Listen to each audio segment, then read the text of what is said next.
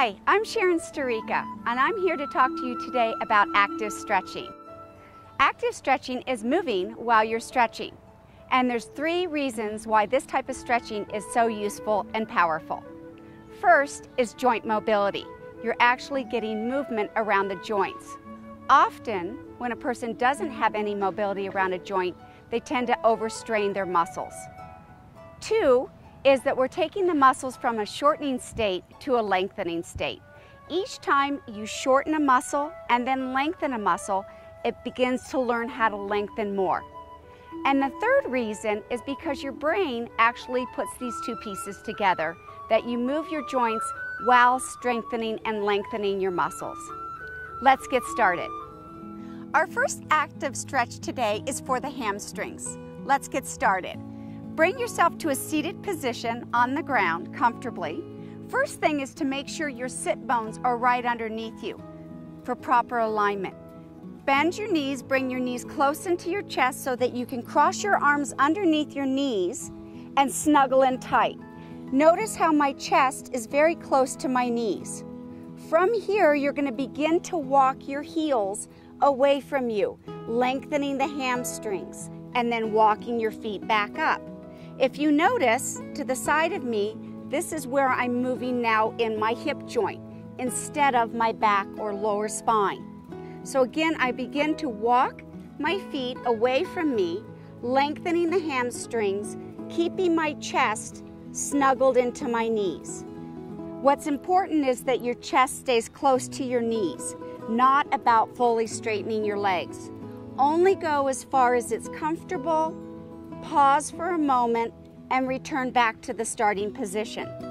Doing this movement 5 to 7 times in a row. Let's look at doing the same movement with one leg at a time. This may be easier for some of you. The other leg can be long or slightly bent out to the side, or can even remain standing. It's up to you.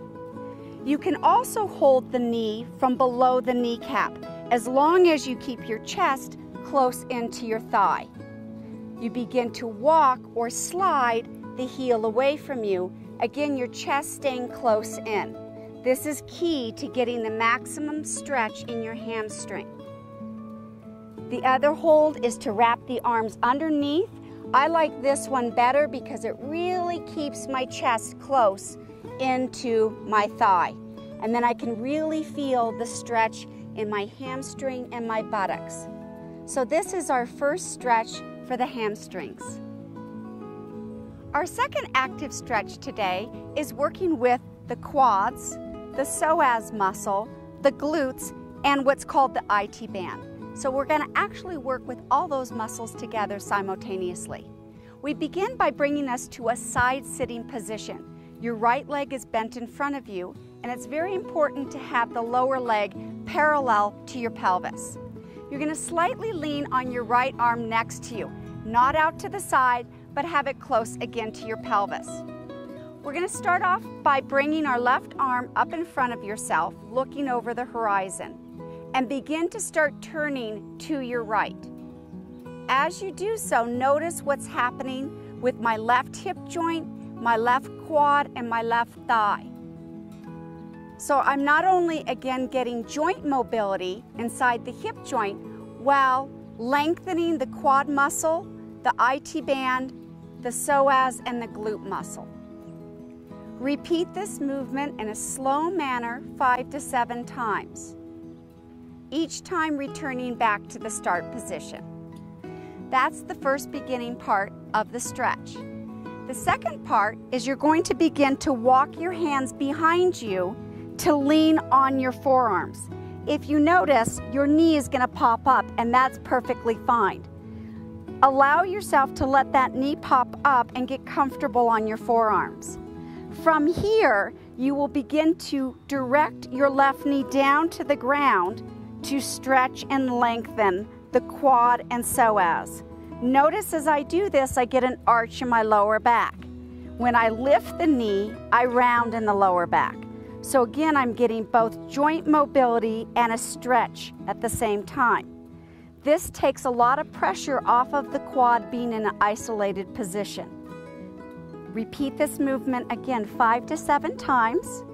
at a comfortable rate for you, not going too fast, but moving slow and with ease. From here, you will gain so much length in your quad, eventually you'll be able to lie down.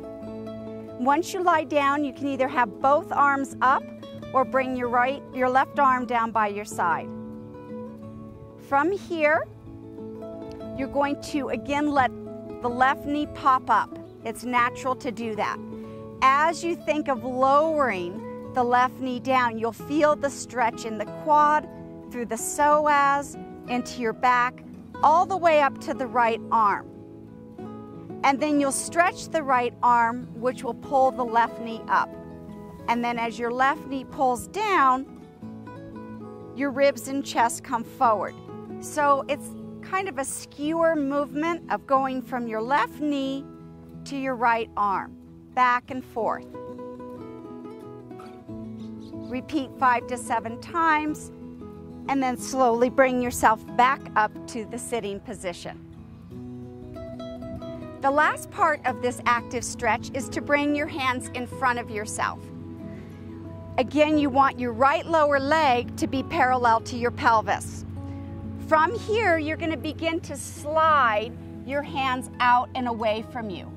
Where you're really going to feel this stretch now is on the right side, deep inside the groin and the hip joint and buttocks, the glute muscles. You slide away and then you come back. Again, repeating 5 to 7 times. As that movement gets easier for you, then you're going to add in the left leg straightening behind.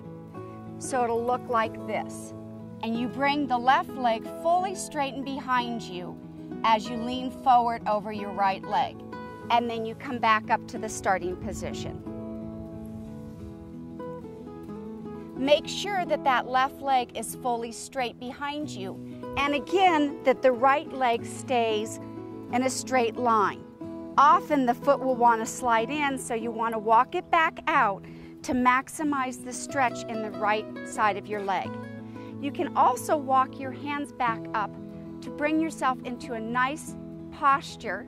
This is often called pigeon posture for yoga, that really stretches the psoas muscle on the left side, giving you a nice arch in the lower back, opening your chest. And again, then returning back to the start.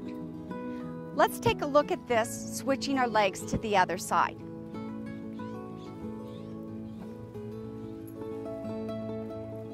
Same seated position. This time your left leg is bent in front of you, the right leg is bent behind you. Our first movement was turning, twisting. This is creating a lot of rotation in the spine, a lot of joint mobility in the spine. At the same time, if you're watching what's happening with the right side of my pelvis, the right quad and glute muscles. From here, we went to leaning back on our forearms, allowing this right leg to come up and then tilt down to stretch. And then we continue to lie all the way down, lengthening our left arm, and again, letting this right leg pop up. And then as you drive it down, you feel the pull through the psoas muscle, the rib cage, the arch of the lower back, to the lengthening of the left arm. And you rock back and forth, once lengthening the arm, once pulling the right quad and leg down. From here, we came back up to sitting, bringing our hands in front of us, sliding the hands out away from us. Again, targeting now the left side, making sure this leg is parallel and really stretching that glute and IT band on the left side. Then we start to lengthen and slide the right leg behind us to be straight. From here, we can walk our hands back to get a really nice stretch in the psoas, IT band, glute muscles while arching the spine. That's the last part of this active stretch. Our third active stretch today is the IT band stretch. The IT band runs from the top of your pelvis and hip joint all the way down to the outside of your knee. When this gets super tight, it often pulls on the knee, creates swelling. So it's really an important muscle group to have active stretching. My favorite way is to actually cross my legs while in standing. So let's cross your left leg over to the right, and you're going to bring your hands in front of you to your thigh. Slowly start to slide your hands down all the way to the ground and then slide back up. What's really key and important about this active stretch is to let your head hang. Often people lift like this, which puts a strain on the lower back. Really let your head hang as you slide down and then you slide back up. Again, repeating this movement 5 to 7 times in a very fluid, comfortable manner. From here, you can also then start to slide your left hand down the outside of your left leg. This will also really maximize the stretch which is happening on the right side of the IT band. So your right hip joint and the right side is shifting out to the side. You slide down and you come back up. Again, notice how my head follows my arm and shoulder. I'm not holding my head rigid, but it's following the movement. Now let's take a look at that, crossing our legs the other way. So we're going to cross now our right leg in front of the left. Again, it's now going to be the left side that's going to get the stretch. We start with our hands in front, sliding them down, our head drops, sliding them back up. Notice also this is increasing the joint mobility in the hip joints.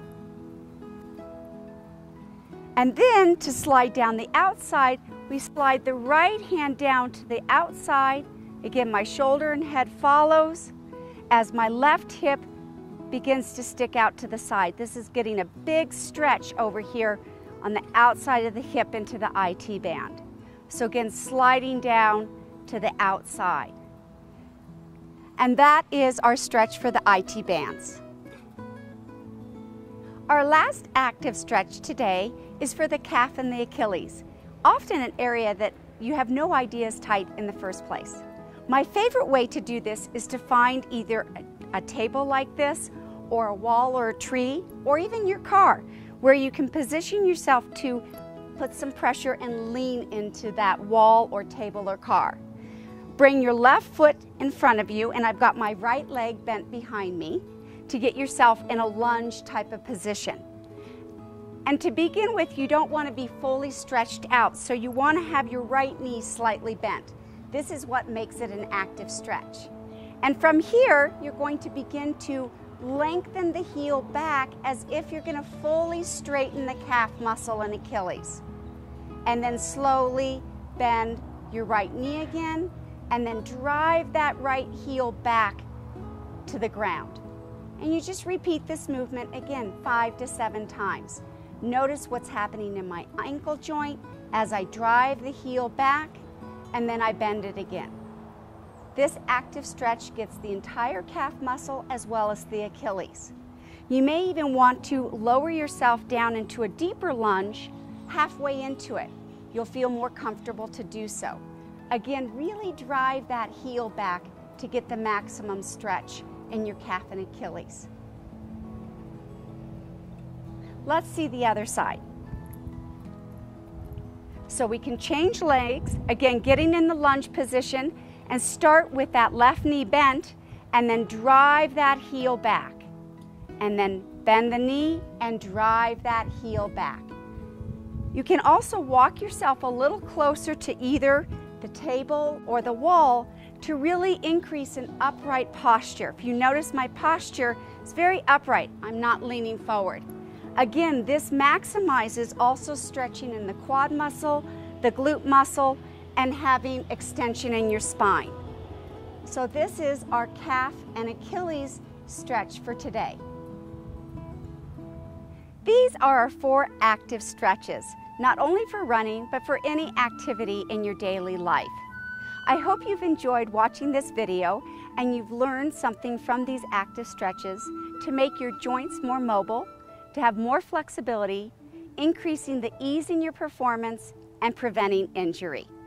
Remember to do each active stretch 5 to 7 times in a row, slowly and consistently.